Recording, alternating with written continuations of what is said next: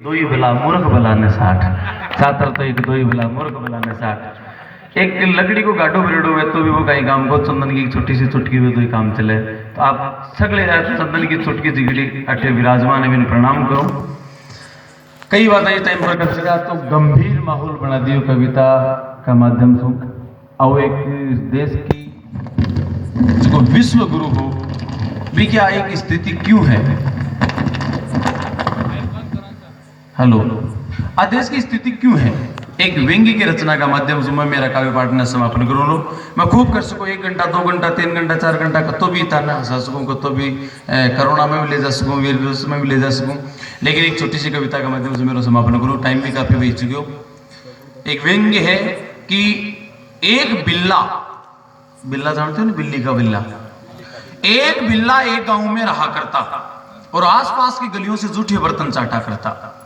एक बिल्ला एक गांव में रहा करता, आसपास की गलियों से जूठे बर्तन चाटा करता। बिल्ले का परिवार एक बहुत ही गरीब परिवार था, लेकिन बिल्ला दुनियादारी में बड़ा होशियार था। हमेशा सरकारी रोजगार पर लगी रहती थी नजरें उसकी, फिर भी सरकारी रोजगार नहीं मिलता तो चेहरे पर छाई रहती थी खुशकी। सरकारी रोजगार की तलाश में बिल्ला था बहुत ही बेहाल, जैसे वसुंधरा जी के राज में राजस्थान का है हाल।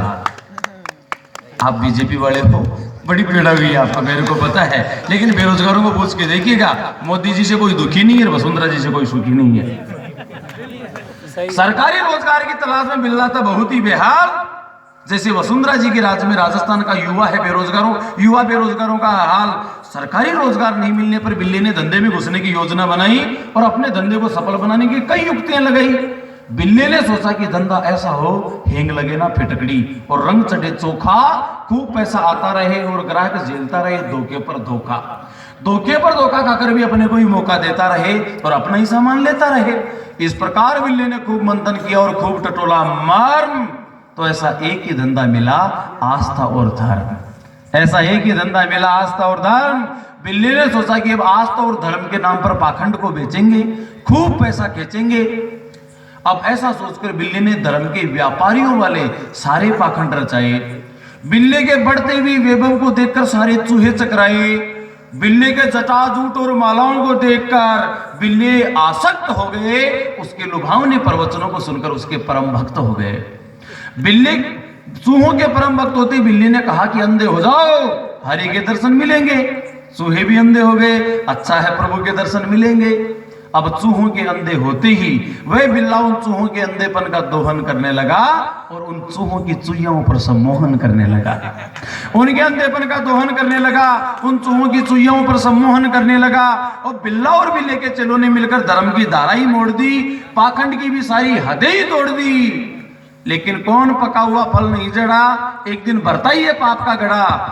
एक दिन वो पाप का घड़ा भरकर टूट गया और बिल्ली के काले कारनामों का भांडा फूट गया। तो हे इंसानों, हर इंसान के उस ऊपर वाले के हाथ में है नकेल। वो बिल्ला आजकल जोधपुर में काट रहा है जेल, वो बिल्ला आजकल जोधपुर में काट रहा है। जय श्री राम, जय जय श्री राम। और आपके कार्यक्रम के समिति के सुनो ना बाबे, वो अध्यक्ष महोदय से मैं निवेदन करता हूं कि आए और गांधी महात्मा सोमदान जी, गांधी महात्मा सुन ले भाई, चलो तालियां के साथ बोलो फिर सोमदान जी।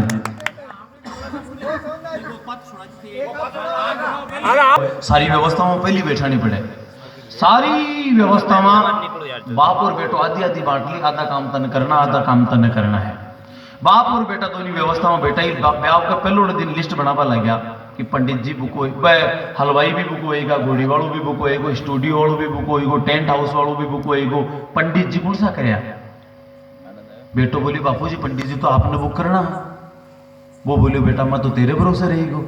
अब कहीं करा ब्याह को पहलो दिन आखा तीज को सौ, आखा तीज पर कोई पंडित खाला ला देगे, कोई खाली नहीं ला दे। एक साइड में पिताजी हेरवा ढूंढ बताने गया पंडित जी ने, एक साइड में बेटो ढूंढ बताने गए पंडित जी ने, लेकिन एक ही पंडित खाली नहीं ला दिया।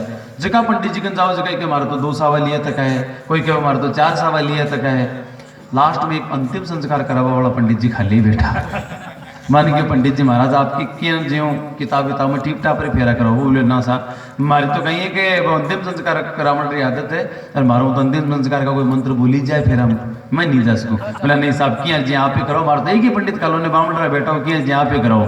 अब पंडित जी फेरा करावन वास्ता है क्या साईं को पहले बींदनी जटे स्नान कराओ बटे आता है मंत्र बोलिया कि ओम वक्रतुंड महाकाय सूर्य कोटि संप्रभ निर्विघ्नं कुरु मे देव सर्व कार्यो सर्वदा।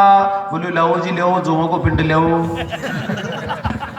बोले पंडित जी अकल भांग खाईडी है के जोमो का पिंड की जरूरत रोली मंगाओ मोली मंगाओ दो बड़ी का तामड़ा मंगाओ और अब बोलो खमा जुजमान गलती होगी अब का ध्यान रखा।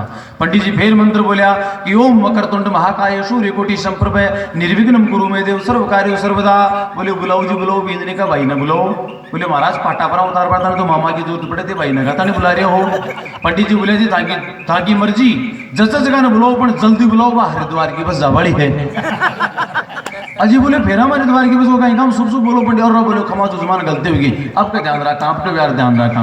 पंडित जी फिर मंत्र बोलिया कि ओम वक्रतुंड महाकाय सूर्य कोटि संप्रभ निर्विघ्नं कुरु मे देव सर्व कार्य सर्वदा।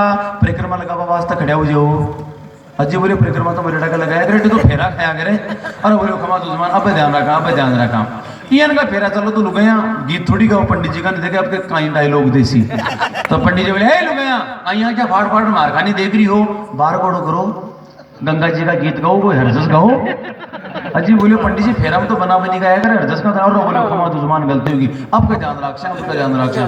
पंडित जी फिर मंत्र बोलिया कि ओम वक्रतुंड महाकाय सूर्य कोटि संप्रभ निर्विघ्नं कुरु मे देव सर्व कार्यो सर्वदा। तो हिम्मत सिंह जी को साथी को संस्कारी आदमी बोलो को बोले पंडित जी महाराज वो एक ही मंत्र जानो के शुरू से ओम वक्रतुंड इसमें काम सटा रहे हो सारा फिर हम तो दूसरा भी तो मंत्र बोला करे भाई भी बोलो। पंडित जी बोले मैंने कमजोर समझ में लिया है मान दूसरा मंत्र भी आओ सुन और पंडित जी शट गैर बदल दूसरा मंत्र बोलियो कि 4 ऊंट की अर्थी बनी 4 ऊंट की अर्थी बनी और पूड़ो दियो बिछाए बींद बचे नहीं बींद नीर गंगा देव पहुंचाए। बोल राम नाम सत्य है। बेंदनी को बाप बोले महाराज मैं तो फेरा वेड़ हाथ तो छुट्टे ही को नहीं भाई होटल पर 2 जना गया बोले साहब एक चावड़ा की प्लेट ले वेटर यार दोनों के बीच में चावड़ा की प्लेट रख दी और वहां को चावल खावा को बड़ो 2 तरीको चावल क्या खावे एक जन मुंडो फाड़े दूसरे बड़ो चमची भरे चावड़ा री दूर सुई मुंडा में फेंके 2-4 दाना पे मुछारे लाग जाए चमचू फिर साफ करे फिर मुंडा में भगावे फिर प्लेट में ले मुंडा में भगावे मुछों साफ करे फिर मुंडा में भगावे।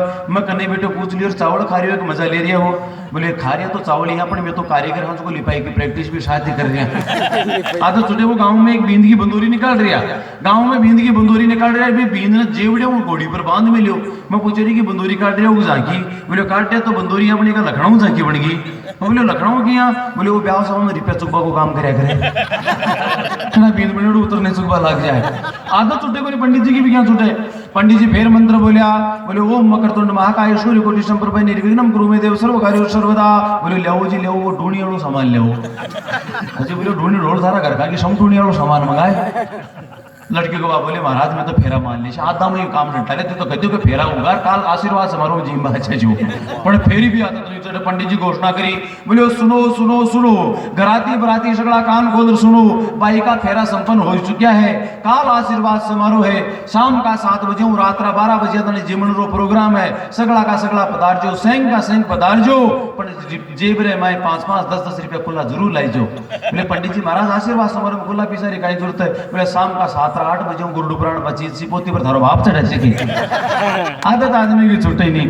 भैया ट्रेजिडी कविता पैदा हुआ सोम जी मारो तो ब्याह में ट्रेजिडी होगी मारो ब्याह हुई जिस टाइम में मारा लागेड़ी जुखाम और आप जानो जुखाम में कोई सॉन्ग प्रभावित हुए तो कौन सो है वो ना मारे नाक की हालत खराब है 20 साल मेरो ब्याह तो कई स्थिति बड़ी कि मारे जुखाम लागी जी साली मारो ब्याह हुई हो मारे जुखाम लागी जी साली मारो ब्याह हुई हो मारे तो हुई हो सगड़ा गाँव का रे चाव हुई हो मारा तो उड़ू सगड़ा गांव का रे चाव यो घर क्यों गरीब हो तो गांव का बोले रे कोई कर्जा को खाटो ही कर लियो अरे घोड़ी की व्यवस्था नहीं तो कम से कम कोई पाटो ही कर लियो। घर क्यों गरीब हो तो गांव का बोले रे कोई कर्जा को खाटो ही कर लियो और घोड़ी की व्यवस्था नहीं तो कम से कम कोई पाटो ही कर लियो। कह किया जे घोड़ी की व्यवस्था होगी मैं घोड़ी पर बैठ चाले तो तोरण को एडो आएगो बटे सासू नाक पकड़ खींचो तो हाथ में एडो आएगा।